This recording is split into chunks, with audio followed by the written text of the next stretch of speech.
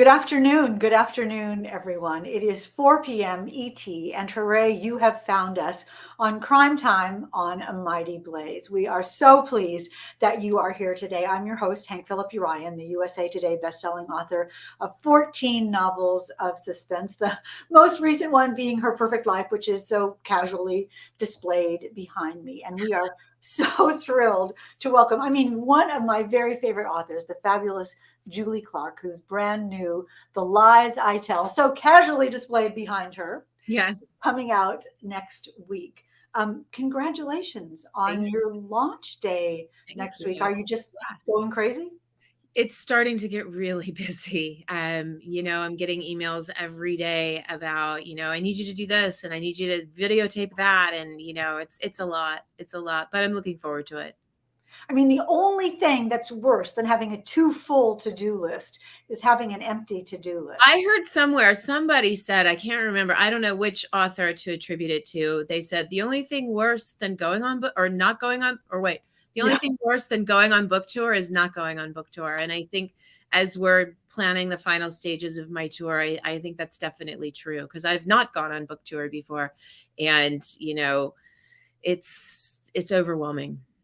Well, book tour is so hilarious. Welcome you all. I see Shannon and I see Sherry Steuben, and Gretchen is here. Hi, Gretchen. And Pamela Fry-Priest is here, and Rena. So many people are coming to hear about The Lies I Tell by Julie Clark, which comes out next Tuesday. Book tour is so hilarious. You will be walking down the corridor of an airport at 5 a.m, thinking, why am I here? Why did I do this? Yeah. But then you'll know how many people love The Lies I Tell. Let me read you all this review from Mary Kubica, who we love. She says, The Lies I Tell is a knockout.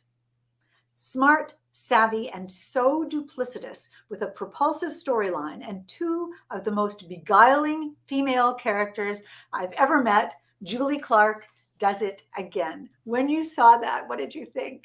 Oh, Mary is just she's so generous, and her books are fantastic. So to get that blurb from her was just next level. Yeah, definitely. So, and I wonder, and Shannon Hansen is saying, what a great cover. It is.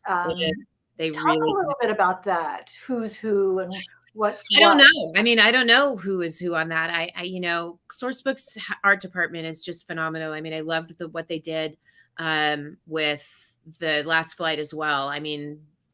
Their covers are just phenomenal, but they have a really interesting process to it. They send me maybe 8 to 12 ideas, and I pick my 3 favorites, and then they test market them. Oh. And then they come back and say, here's the one that tested the best.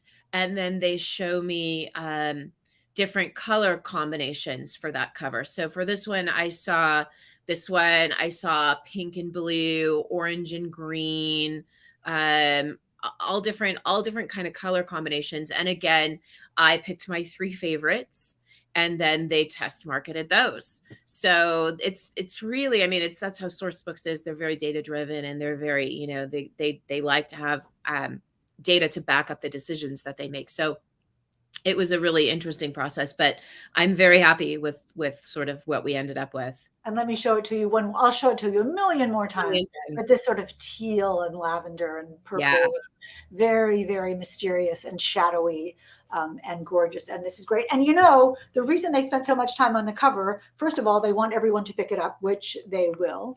Second, they love your books, Julie. They love your books. And I wonder how it feels to have that much support and adulation from a terrific publisher like Sourcebook.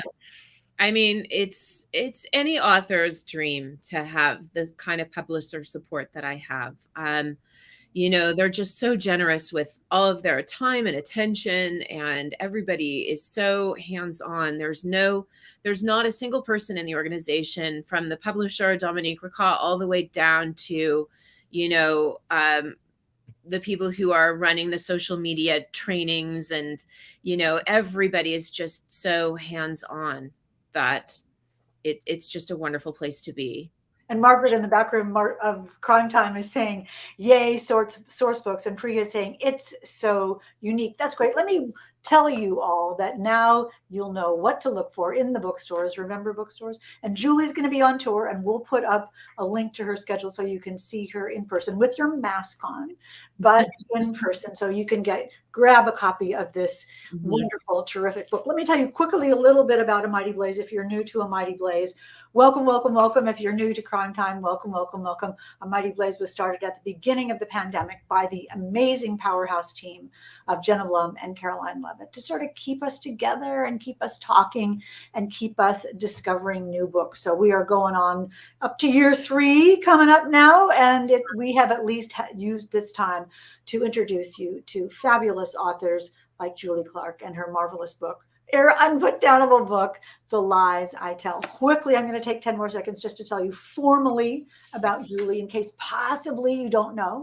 Julie Clark is the New York Times bestselling author of The Ones We Choose, which is optioned for TV, and The Last Flight, which all of you read, right? You totally all read it. And if you didn't, go after this is over, go get that as well, order that as well. It was a #1 international bestseller and has been translated into more than 20 languages. So you can read it however you want. She lives in Los Angeles with her family and a golden doodle with poor impulse control. And let me also tell you, it's not in her formal bio, but she's also a 5th grade teacher who created a chilling and heartbreaking and passionate video about things that teachers have to think about these days more than just teaching a class. And I urge you to find her at Julie Clark Author on Instagram and look at that video. It is enthralling, and as I said, it is heartbreaking. This is also enthralling, The Lies I Tell. Tell us a little bit about this book. So, The Lies I Tell is the story of Meg Williams. She is a con artist who travels the country under assumed names, creating elaborate backstories to back up whatever lies that she's telling. She doesn't just take the best opportunities. She's very selective in who she chooses to target, and she targets corrupt, powerful men. But she has an ulterior motive because she's kind of training. She's building her skill set mark by mark, year by year, until she's ready to come back to Los Angeles and pull her last con on the man who kind of upended her life when she was young and ruined her life. And what she doesn't know is that when she returns to Los Angeles, there's an investigative reporter there who's been waiting for her to return because Kat Roberts, the investigative reporter, was collateral damage on a con that Meg pulled many, many years ago. And Kat has her own reasons for wanting to infiltrate Meg's life and bring Meg down. I'm just listening to this and saying all those people who are here listening today are just going right now to go order Go the order Lies it. I Yeah. Tell because it sounds so fantastic. And don't forget that the fabulous Julie has offered to generously give away just one copy, because that's, we want you to buy it, just one copy of The Lies I Tell right here on Crime Time today. So to enter to win and watch your name on the wheel of fun at the end, we'll choose a winner at the end today. Just leave a comment, leave a question, leave general, just sort of accolades and applause for how much you're looking forward to this, or how much you love The Last Flight, or anything that you want to say wonderful about Julie. I love the idea of this con artist, Mhm. that someone becomes who they're not, sort of fluidly, but also intelligently. Yeah.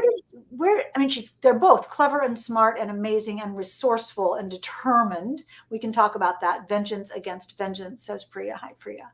Talk a little bit about the domino that fell over that started you writing this book. I was listening to a podcast called Who the Hell is Hamish? I was waiting for my young son to be done with his piano lesson, sitting in the lobby of an apartment building. It's an hour-long lesson. It was really long. So I was always looking for something to do. And I was listening to this podcast about a con artist named Hamish in Australia.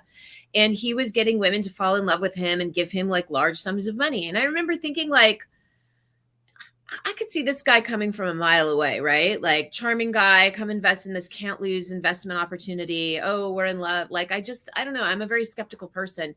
And so I started thinking, like, well, what would it take for a con artist to actually be able to be successful, with me or with people that I know? And so I really started thinking, like, I think a woman would be better at it. I think that we are inherently more trustworthy. I think people are more inclined to trust us. And yet at the same time, I think that we're often underestimated by powerful men. And so my main character, Meg, kind of plays into this role of, she does these funny, she's fuzzy kind of, I'm a life coach, I'm a college student, I'm a dog walker, so she's not really verifiable, and she comes at her target sideways. And so she's already kind of vetted by people in their inner circle, so that there's never any question of her kind of approaching somebody and them being suspicious. She's somebody that, so and so has known for however long, and she really takes advantage of the idea that, men are going to underestimate her. She's beautiful, and she's a life coach, right? Like, okay. So, and she kind of takes advantage of that. I mean, it's all, it's interesting because all of us understand how to get what we want in a certain way, depending on who it is that we're talking to. And if we're getting ready to go into a party or a situation, you might study who might be there just so you can be a good conversationalist, just so you can have something in common. But, both characters, but Meg targets who she wants and researches Mm-hmm. who she wants. So she goes in smart and she goes in educated, Yeah. and then she uses her wiles as well. So her con artistry, is both and Mm-hmm. sort of experiential and psychological, and that's one of the things that makes this book be Yeah. so fascinating. How did you weave that together? A lot of research. I mean, I had to really go into the psyche of what con artists think and how they trick people into, you know, falling for what they're trying to sell. And a lot of it really preys into people in vulnerable positions. And so it's not just powerful men that she targets, but she really kind of hones in on powerful men going through transitional periods in their lives, like a divorce, or things that make them sort of vulnerable. And she figures out what it is that they want, and then convinces them that she can give it to them. And along the way, she takes everything that they have, and she's really smart about it, in that she doesn't steal from anybody, and which makes her, as my law enforcement resource, my law enforcement guy says, that's hard to prosecute, right? If you give somebody $20,000, you give it to them willingly. That's kind of hard to prosecute. You can't say she stole it from you because you gave it to her. And when someone is vulnerable and needy, and they think someone is going to provide exactly what they need, Mhm. we're all often willing to rationalize Yeah. that this must be true, or Yes. I'm actually very handsome, or I'm actually very desirable, or I'm actually very smart. And it wouldn't even cross your mind in that kind of position. And Yeah. these are the people she picks, uh, Mhm. that they're anything but completely what she says they are. So they grow from what she says. I do think that one of the things that is also so obviously well researched and well portrayed in the story, is how her past Mhm. weighs on what she does. She Mhm. is not random about this. As you were saying earlier, she's climbing a ladder to an end. Yes. Yeah, no, she didn't start off wanting to be a con artist. I mean, that's how she differs from like real world con artists, because I think con artists in the real world, like, that's what they want to do. Mm. And Meg is sort of doing it as a means to an end. And so what Meg really wants is to get revenge on Ron Ashton, the man who kind of stole her family home out from under her and her mother right before her mother died. And it renders Meg homeless right out of high school. She's living in her mother's car. She's working the front counter at the Y, and she's using dating sites to kind of get meals, right? She's grifting in a way that she doesn't really realize that she's grifting.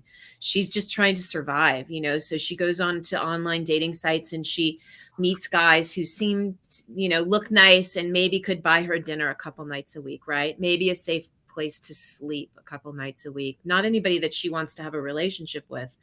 But then she sees a familiar face on one of the dating sites and somebody that she actually knows and a trustworthy person that she believes is trustworthy. And she sees an opportunity of like, you know what, I could get out of my car. If I could get this guy to fall in love with me and let me move in with him for just a little while, I could finally get ahead. So, she didn't really start out to con anybody, but then she realizes that she's actually quite good at it. And she loves the challenge of it. She feels like, what she's doing when she realizes that the person that she's moved in with isn't the best person after all. She decides, you know what, I'm gonna make him pay for what he did, and I'm Who among us gonna. hasn't felt that way from time to time? And the Yeah. thing that you do so beautifully as well, you as the author, listen to all, you all listen to what Julie all said about her. She was left homeless as a teenager and lived in her car and worked from day to day and worked at the Y. And we're like, oh, poor thing. We feel so sorry for her. We're on her side. We know that how that must feel to have your entire life ripped out from under you. So we're kind of with her and what she. Yeah. I mean, I want you to not necessarily know that, what she's telling you is true or not, I mean, she's not an unreliable narrator in the sense that she's not crazy and she's not abusing substances or anything like that. She just is not necessarily an honest person. And so you're not really sure sort of who she's telling the truth to and what she knows. She holds it all very close to her chest, but she's not a sociopath. And I wanted my reader to root for her, and I wanted my reader to know that what she was doing is wrong and still want her to succeed, which is a very fine line to walk. And it must have been, I mean, it's a dream to read. It's fantastic to read, absolutely riveting to read. And your use of psychology and your use of understanding of what con artists do and how people's brains work and how their motivation work is just so stellar. There was something in the book that I wondered if it's true. You talk about con artists having a core wound, Mm. something that started them on this. Did you make that up or is that a real thing? No, I think that's a writer thing, I think that as a writer, everybody has what is called a core wound. I think Karma Brown and I talked about this a long, long time ago. It's sort of every character has to have one.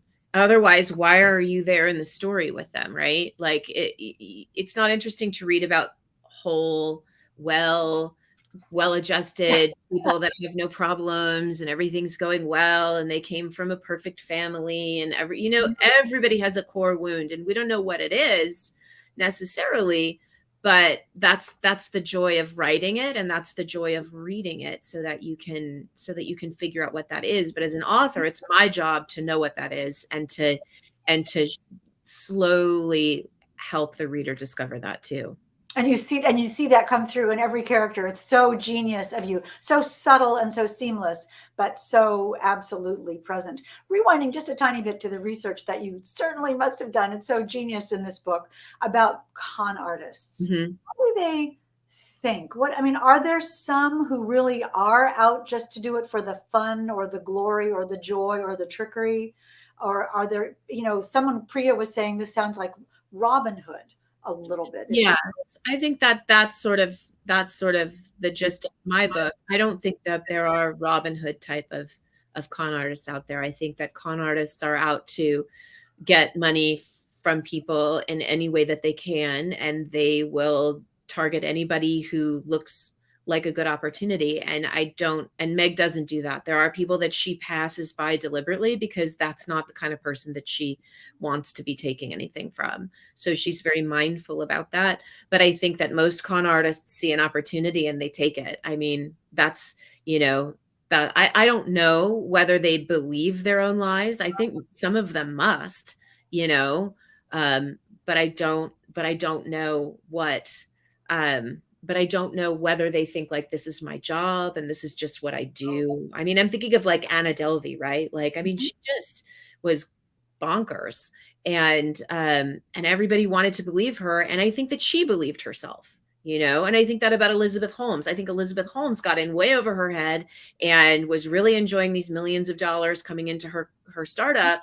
And I think she was needing to believe what she was saying was true, to the point where, there was no turning back, which is, I think, different than what like Anna Delvey did, which was, I'm going to steal from you, and I'm going to steal from you, and I'm going to steal from you, and I'm going to And you steal. could feel both of those women, you could hear both of those women rationalize why it was going to work in a minute, or the money was coming through in a minute, or she was doing the right thing, or she was really smart. Yeah, But but I think Elizabeth Holmes really believed it, and I don't think Anna Delvey did.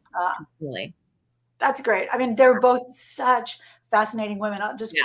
aside, I remember I was on book tour actually, where you're about to be, and I walked into my hotel room in Western Massachusetts, and that the first documentary about Elizabeth Holmes was on, and I remember just sort of sinking onto the hotel room bed with my Mhm. shoes still on and makeup still on, just watching television like this, Yeah. riveted Yeah. about how her brain worked. It's riveting. I mean, like, that was the most fun about writing a con artist, is that I could get inside the mind of someone like that and really kind of craft who I wanted them to be. And the thing is, two things. One is the idea of revenge is such a powerful motivation. I was doing research about revenge for a book, as a matter of fact, and read somewhere that people who take revenge on other people only feel that the revenge is satisfying if the other person, if their victim, knows who did the bad thing to them and knows why this happened to them. You can't just do Mhm. it. You can't do it. Right. What Yeah. it is. What do you think about that? You can't do it without having the other person know? I I mean, think that's probably true. I think that's probably true, because I think that people who wish for people, I think that if something bad happens, somebody does something bad to you, I think that if you are not looking for credit for that revenge, I think we call it something else. I think we call it karma, right? yes, exactly. But revenge is getting you. I'll Revenge, show you. revenge is something you go out and get, and karma is something you just hope happens someday. Wow, that's your quote of quotes. Revenge is something you go out and get. Karma is just what happens someday. I love that. And that is so well portrayed in so many levels in the lies I tell. It's interesting because the structure of this book is so gorgeous and complicated in a complex, gorgeous kind of way. Sort of Russian dolls of you take Yeah. off one and then there's, oh, this is what that is. Oh, no, this is what this is. Oh, no, this is what this is. What was it like to write that and organize that? Ooh, I mean, I ended up, I was actually working on a different book for about a year, and sent my editor 50 pages or so, and she was like, it's okay. It's not really a thriller. And so I was like, what? And so I had been thinking about this con artist story. And so over a weekend, I wrote up what I imagined a book proposal would be. I'd never written a book proposal before, so I didn't really know what I was doing. And I just basically had this idea of how this book would be structured. It would be present tense, also, in the present for Meg and Kat's storyline. But then I would have to go back in time, and I wanted to focus on three cons that Meg had done, one in the present and two in the past. And so I kind of just felt my way toward what the structure would be, where we start in the present, then we go back 10 years with Meg and Kat, and kind of see how their lives collide 10 years ago, and how Meg kind of fell into her life of conning. And then we're back in the present to kind of see what's going on, and how Meg is trying to, who is Meg's target even? We're not even sure. And then back in the past again to Meg's previous con, which kind of led her and gave her that final piece of the puzzle that would allow her to go back home and execute the con that she's been thinking about for 10 years. And so it just, I can't tell you how I came up with it. It was just, that's just how I pictured it in my head. And they nest together so Yeah. beautifully in the lies I tell. I mean, when you all read it, and I know you will, you'll just see it just goes like a Rubik's cube, Mhm. clicking into place so gorgeously at the end. And I don't even want to talk about the end. You all just call me when you read it and let me know what you think. Another thing that's such an interesting element about this, when we're talking about con artists, someone like Meg, who does it sort of purposefully into an end. There's a character in the book who's also addicted to something. And he has his own kind of con for a different kind of reason, Mhm. which is also consciousness raising, not only for the character, but for the readers. Talk a little bit about why you did that. Well, mostly just because I didn't want you to know what was going on. I wanted you to, I needed, I needed the reader to not know. And the more elements that you can bring into a story that would cause your reader to question, the better. You create a lot of chaos as a writer, and organized chaos, I will say, so that your readers are constantly trying, they don't know what direction to look, they don't know who to trust, they don't know who's telling the truth, they don't really know where to look, and then slowly as the story resolves, they can start narrowing their focus down into kind of how they think it's going to go. And doesn't that even make it even more relatable when someone has an addiction problem and then you love them and they're trying to convince you of something, and maybe they're right and maybe they're wrong and maybe they're lying and maybe they're not, and it colors your entire world. And I think we've all had that experience.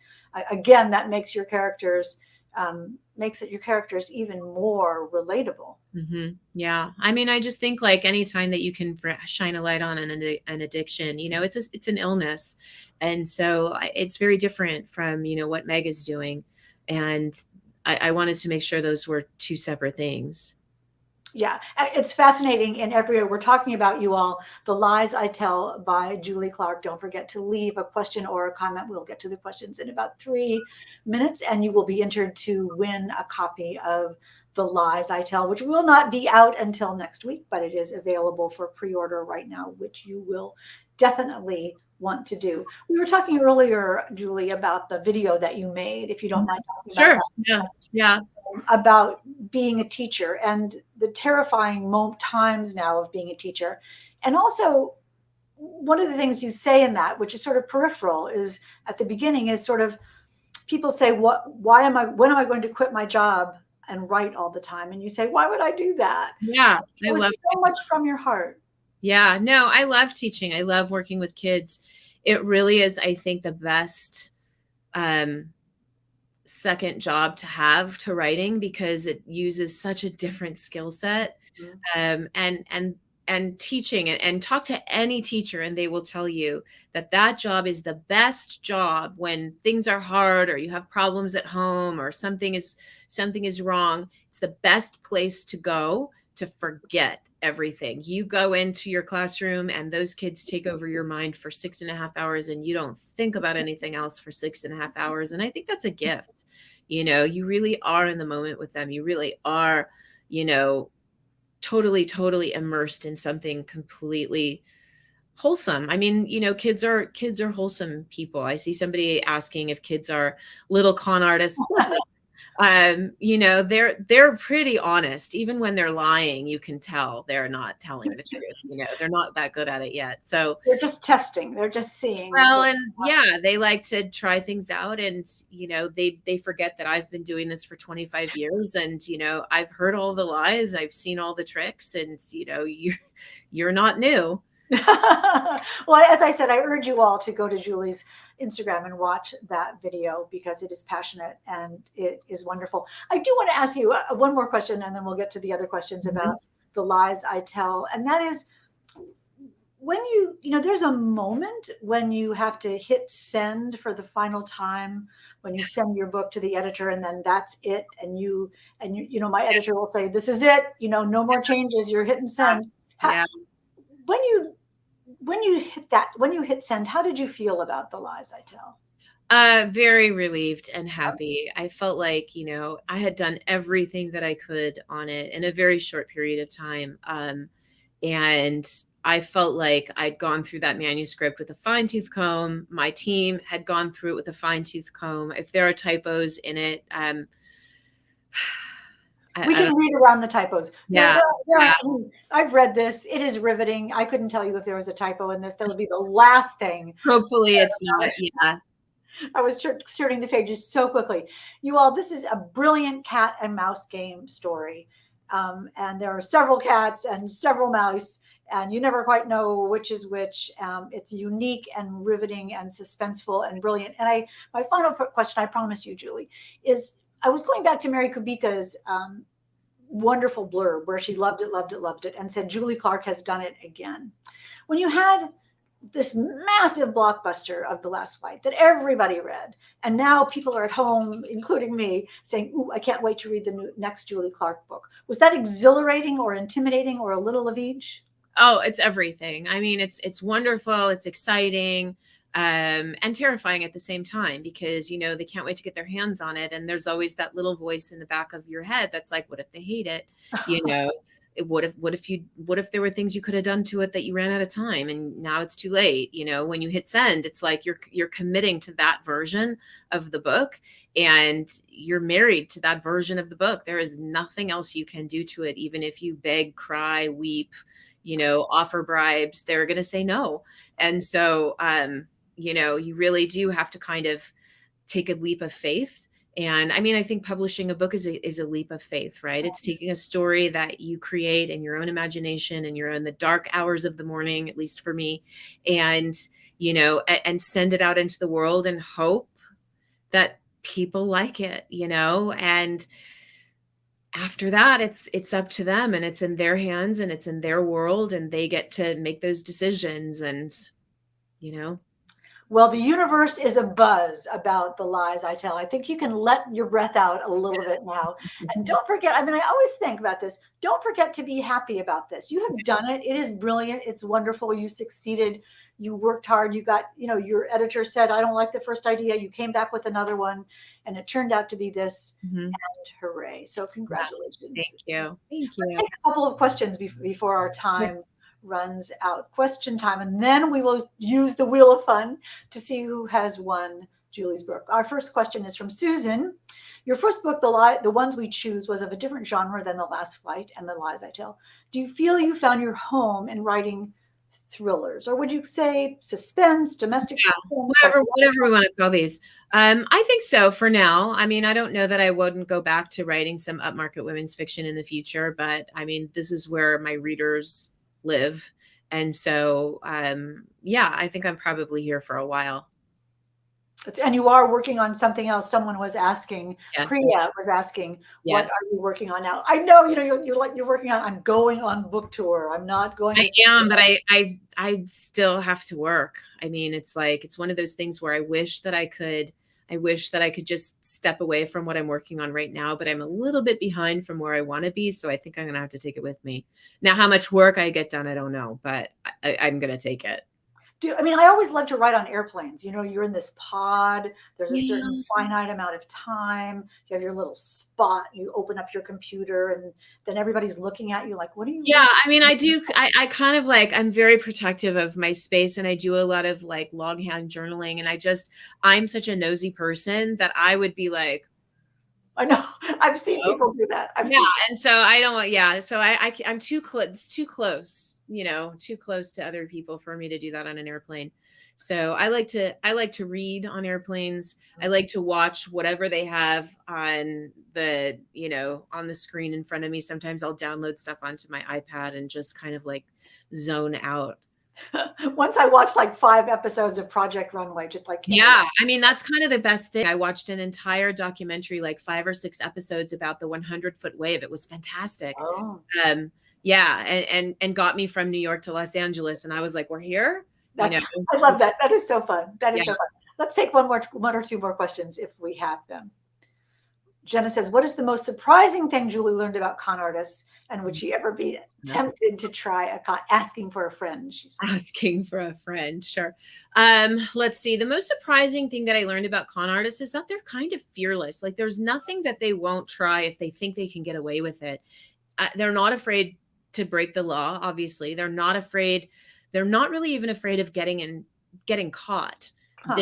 For them, the thrill of it, I think, is to just go for it. And 9 times out of 10, like, it's almost like if you own it and you lean into it, then people are going to be like, well, that's gotta be true. Look at her, you know, and it's not always. So I found that to be really interesting. Yeah, I can understand that. I've gone undercover many times as a reporter.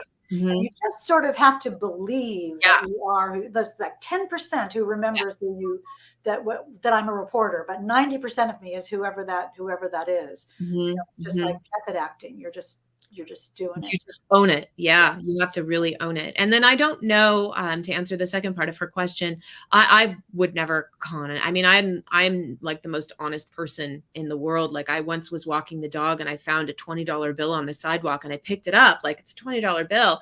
Then I started feeling bad. Like my imagination is like, what if it was like an old person and that was like their grocery money and I just picked it up? Or what if it was like a 12-year-old who's that was their lemonade stand, and so I walked back and put it back where it was. I put it back down. I know. I just couldn't. I don't need it. It's fine. What if somebody dropped it and they really needed it and they're going back and looking for the $20? Yeah, and you have allowed them to find it. And again, Or I allowed somebody else to have that exhilarating moment of, oh my God, I found $20, right? and then the trauma of having to decide what to do about it. What would Yeah. Yeah. I don't need the trauma of that either. So this yeah. is two writers. This is all of us writers talking about what might really happen with that $20. One last question, you all. One last question, and then we will go. What do you, Sherry? Hey, Sherry. What do your students think about you being an author? I write for adults, and so they know that I'm a writer. They know that I publish books. Their parents read my books, and they know. But I don't really talk about it a lot at school. I mean, I teach writing, and I often will say, like, when I write, I do this, or when I write, I do that, and they kind of perk up when I talk about it like that. But most of the time, I'm just the voice that's constantly talking in the room, and they tune me out, and they're like, yeah, you know yeah, they're not overly impressed by it, we'll put it that way, and that's kind of how I like it. Well, there will be in what, 7 or 8 years. They'll figure that out. Maybe I don't know. Anyway, we are so out of time, you all. It is Shannon is saying, I cannot wait to read this book. Linda's saying, I would love to win The Lies I Tell. That's absolutely fabulous. Can't wait to read it, says Mame. And Sherry says, do the parents ask for autographs all the time? That's a great one. Sometimes the kids will bring in a book and they'll be like, my mom wants you to sign this, like, this is so embarrassing. I can't believe she asked me to do this. But yeah, sometimes, but not very often. That's adorable. You all, let's spin the wheel of fun. We love this, and see who is going to win a copy of The Lies I Tell by Julie Clark. And here we go. We are spinning, and the winner is Linda Boyd. That is great. I think this is the first time you've won, Linda. That is marvelous. So you'll just email me. It'll say in the whatever you call those things, comments, how to find me, and we will make sure that Julie sends you a copy of The Lies I Tell. The rest of you, go to wherever you buy books right now and pre-order the marvelous page turner, perfect summer book, The Lies I Tell by Julie Clark. Julie, bon voyage on your book tour. Have fun. Thank you. I will. Maybe I'll see you. I hope so. That would be great. Wonderful to see you here today. And before I let Julie go, and before I let you all go, congratulations to Linda Boyd. Absolutely so. That's my address. Do send me your email there. Oh, just missed it. I know, Priya. Next week you can maybe win, and you can maybe win, actually, Never Coming Home. Oh, yeah. By the fabulous Hannah Mary McKenna. Yeah. Will be here all the way from Canada. Although, Julie, you're farther away than Hannah. I'm in Los Angeles. Yeah. So Hannah's just right around the corner in Toronto. She will be here next week, and we will have another giveaway. The rest of you, such an honor that you are here today. Thank you, thank you, thank you. I hope we have tempted you with yet another fabulous book. So, because you know what I always say, thank you for coming to Crime Time on A Mighty Blaze. And remember, it is always safe inside a book. We will see you next time. Bye.